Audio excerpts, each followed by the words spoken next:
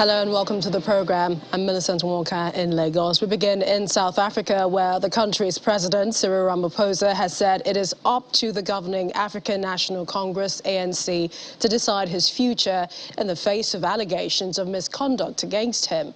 Mr. Ramaphosa is fighting for his political future after a panel of experts found he may have violated his oath of office in regards to millions of dollars allegedly found at his private game farm.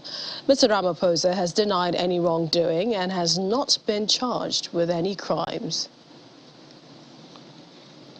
Just attended a meeting of the National Working Committee, and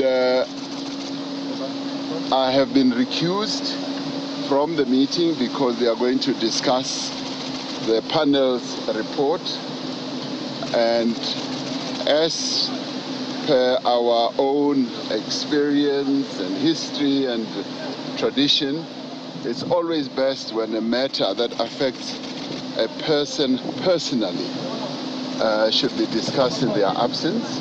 So that's precisely what has led to my recusal, to enable members of the National Working Committee to have a thoroughgoing discussion on the report without my presence, without rather me being there, so that they are free to express themselves as openly and as thoroughly as possible, without any form of fear or favor. While the decision is awaited, former African National Congress spokesperson Carl Niehaus says the president in Moscow and he cannot be allowed to stay in office. This comes after Mr. Ramaphosa's fate hangs in the balance as the executive committee of the party discuss allegations he may have committed misconduct and violated the oath of office. Some of Ramaphosa's supporters, clad in colours of the ANC party, braved the rain outside the venue, holding placards that read, "Ramaphosa is our president." My clarion call that Cyril Ramaphosa must go. He cannot be allowed to stay.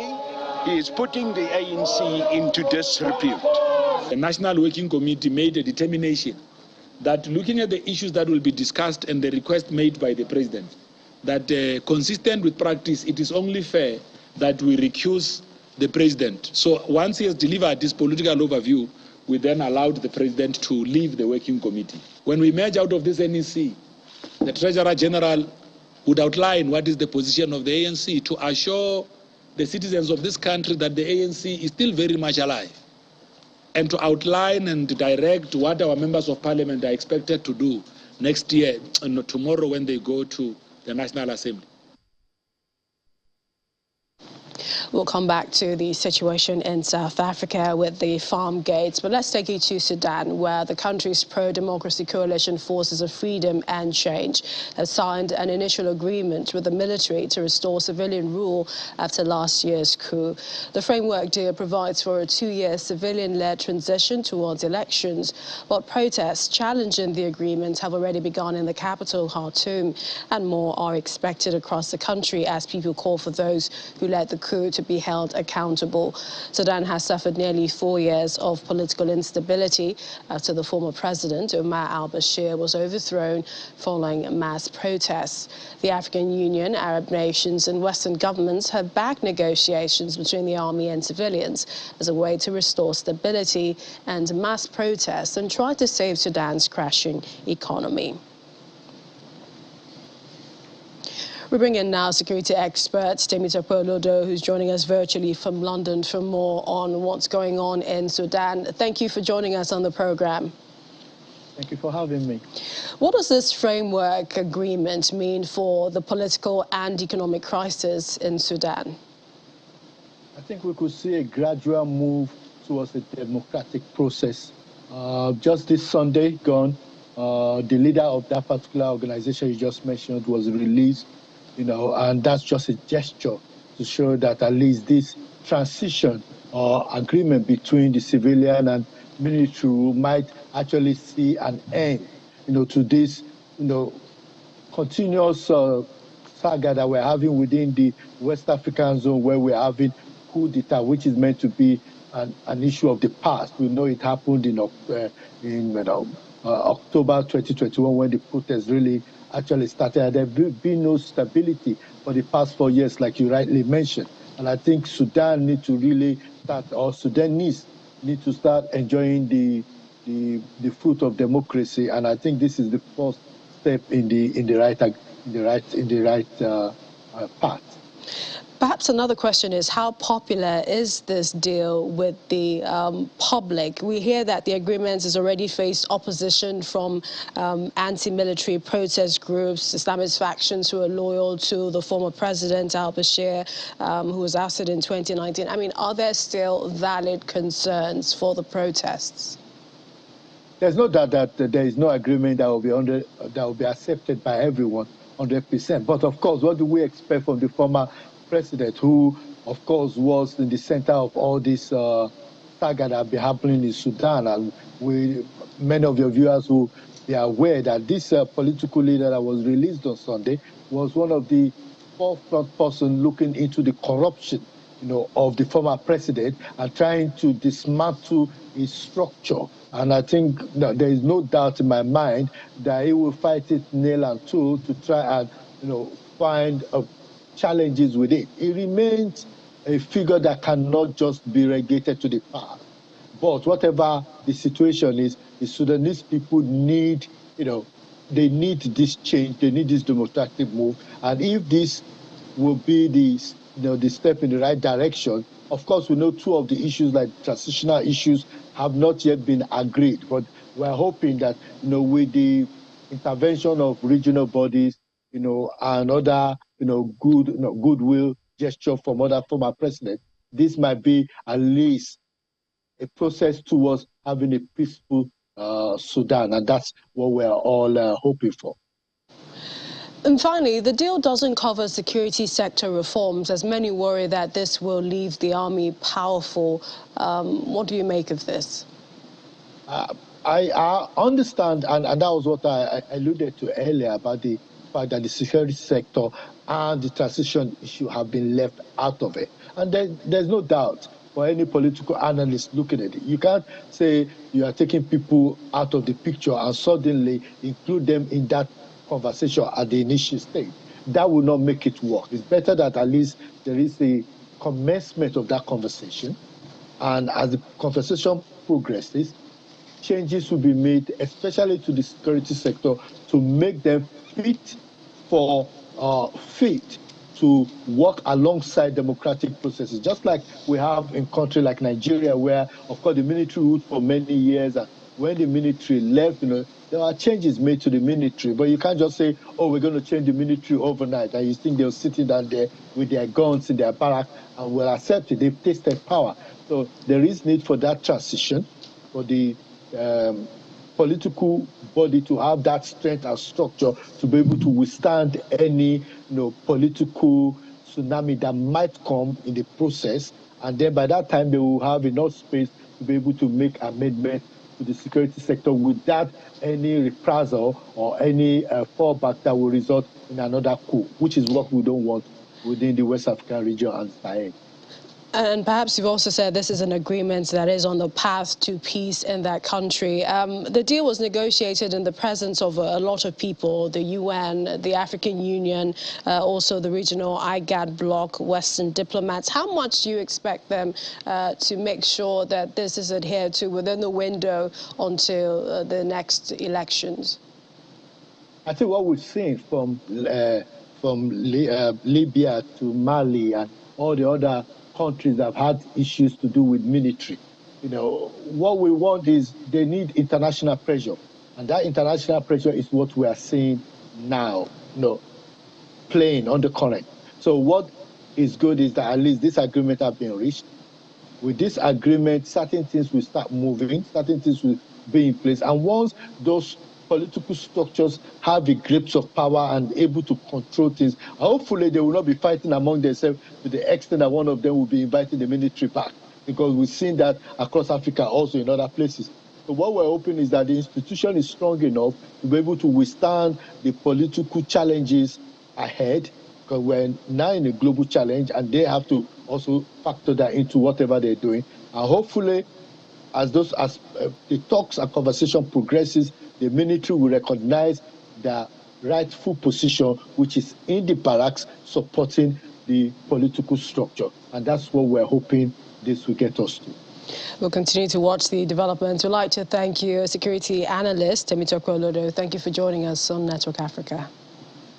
So much for having me. It's a pleasure. We go over to neighboring South Sudan, where the United Nations mission, UNMISS, organized a workshop on the peacekeeping operation in the country. Officials at the workshop say the revitalized agreement roadmap is not a guarantee of peace implementation, but consistent efforts and continued progress on the revised benchmarks are essential to restore peace to the country. The signing of the 2018 peace deal provides a framework for peace, but delays in implementing all benchmarks have left many South Sudanese bereft. Following the recent agreement on a roadmap by all signatories, the United Nations peacekeeping mission and partners are infusing renewed momentum into South Sudan's journey from war to peace. The roadmap provides a major opportunity to complete South Sudan's transition timetable. Progress on the constitution making and elections processes will be key to a successful transition towards stability and peace. The roadmap is not, however, a guarantee of peace implementation. Consistent efforts and continued progress on the revised benchmarks to which the parties recommitted themselves to in the roadmap are essential. This is not as a box-ticking exercise, but rather a qualitative process to lay the proper foundations for a stable and democratic nation.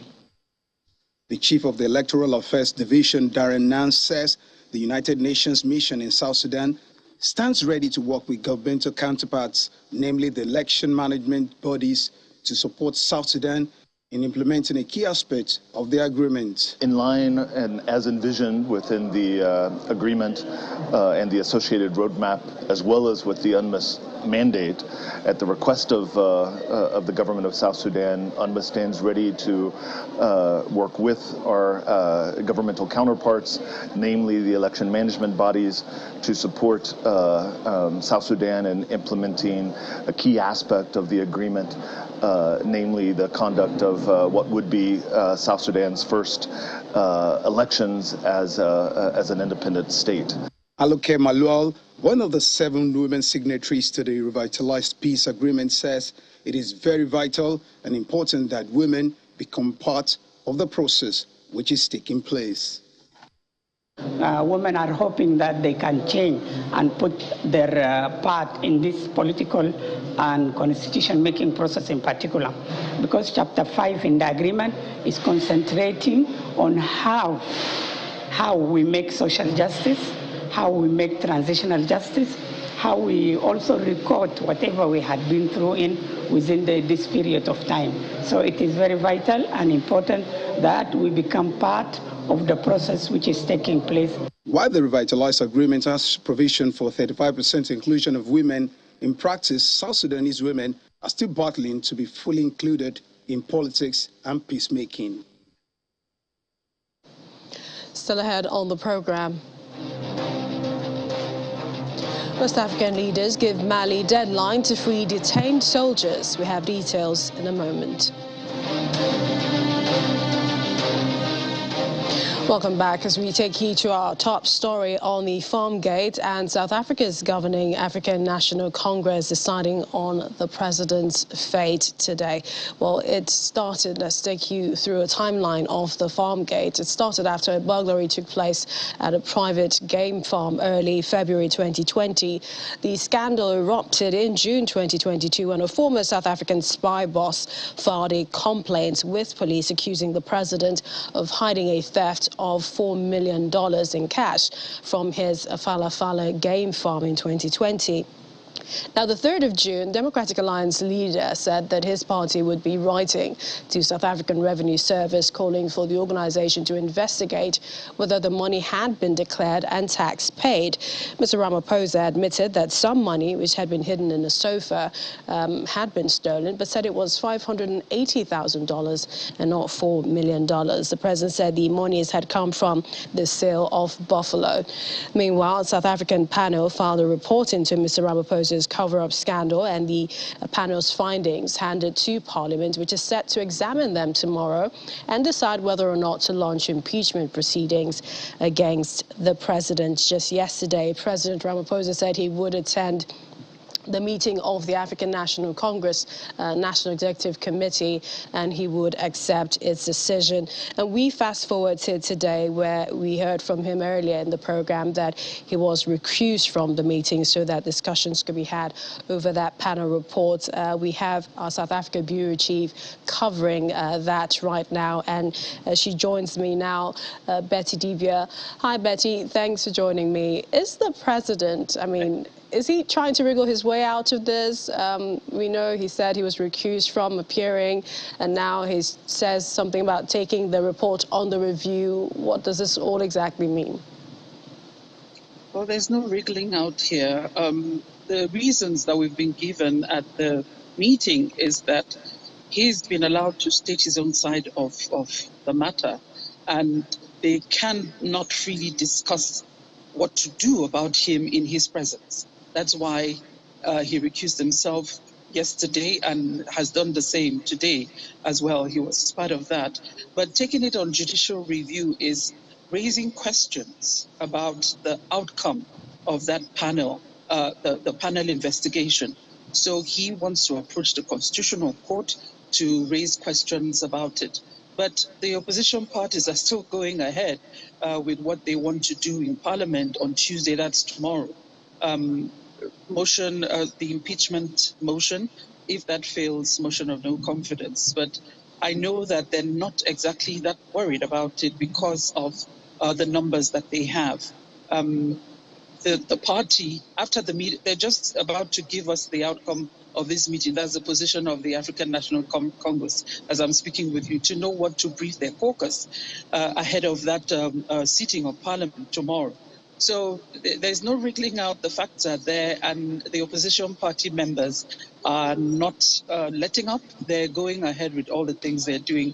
And there was a briefing I had sent to the team earlier where the opposition leader of the third largest party, that's the Economic Freedom Fighters, saying that if all these other things in Parliament fail, they will put pressure on the security agencies like the police and all that, who are also doing their own investigations, to go to court to ensure that the president answers, gives answers to all the allegations against him.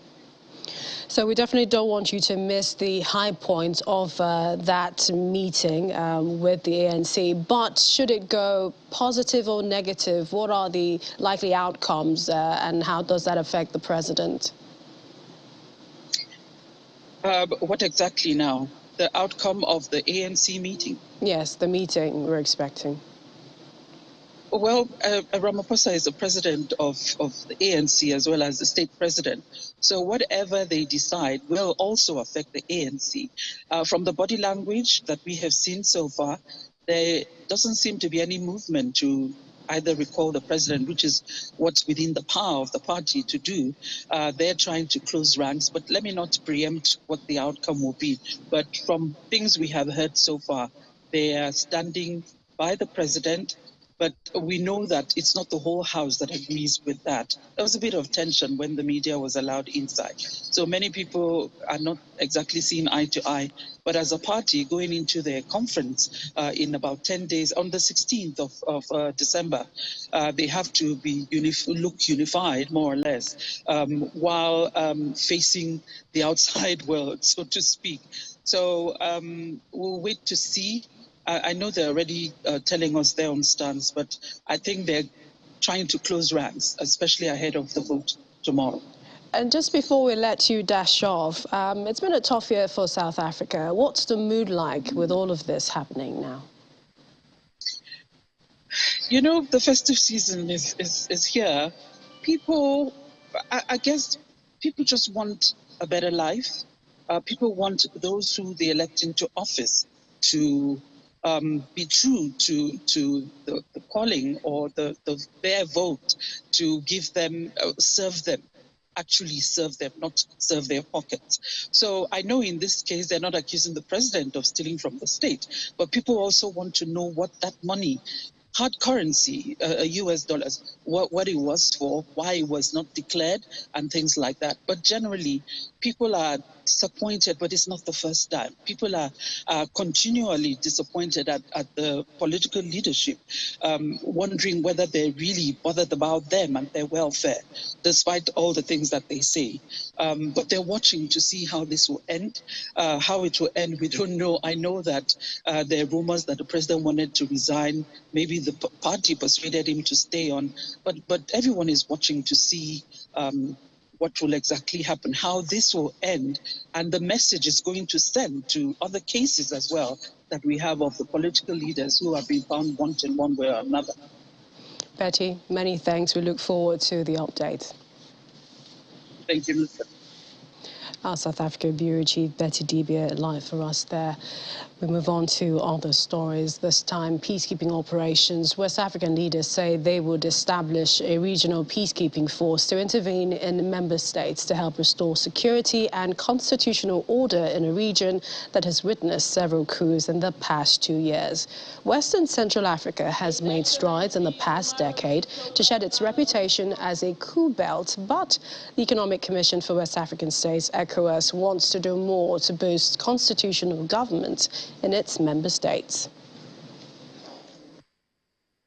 The leaders are determined to establish a regional force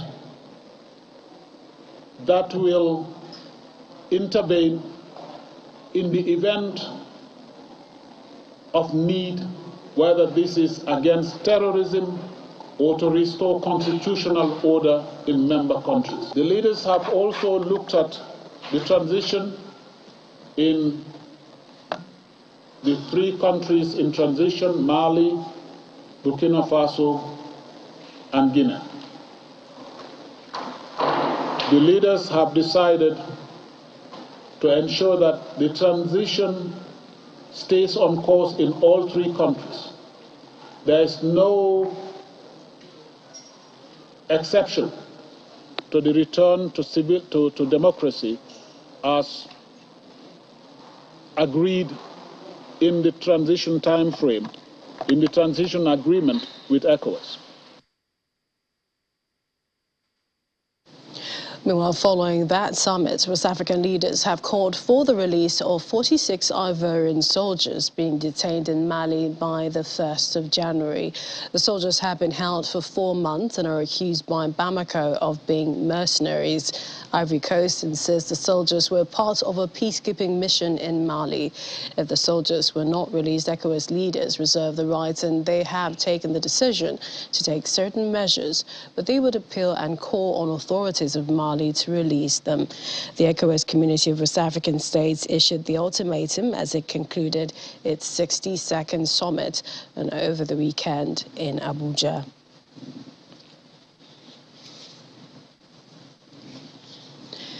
And Nigeria, through the Nigerians in Diaspora Commission, NIDCOM, has been nominated to co-chair the 10th Organization of African, Caribbean and Pacific States, OACPS, as Diaspora Champion for its pioneering efforts in diaspora engagement on the continent. This is the first ever Diaspora Summit to be organized by the organization. According to a statement by Gabriel Ordu, Public Relations and Protocols Unit, NIDCOM, the Tet Antonio, Minister of External Relations, Republic of Angola, will open the summit, while heads of states of government of the Caribbean and the Pacific from over 70 countries will thereafter make a declaration on their commitments to their diaspora the world over. The Organization of African, Caribbean and Pacific States is scheduled to hold in Luanda, the Angolan capital, from the 6th to 10th of December 2022. The summit will will, among other issues, focus on general context of diaspora policies and strategies of engagement, drawing from the Caribbean, Pacific and African experiences, success stories, and Diaspora Center of Excellence in Nigeria, among others. And that's Network Africa. Thank you for watching. I'm Millicent Walker.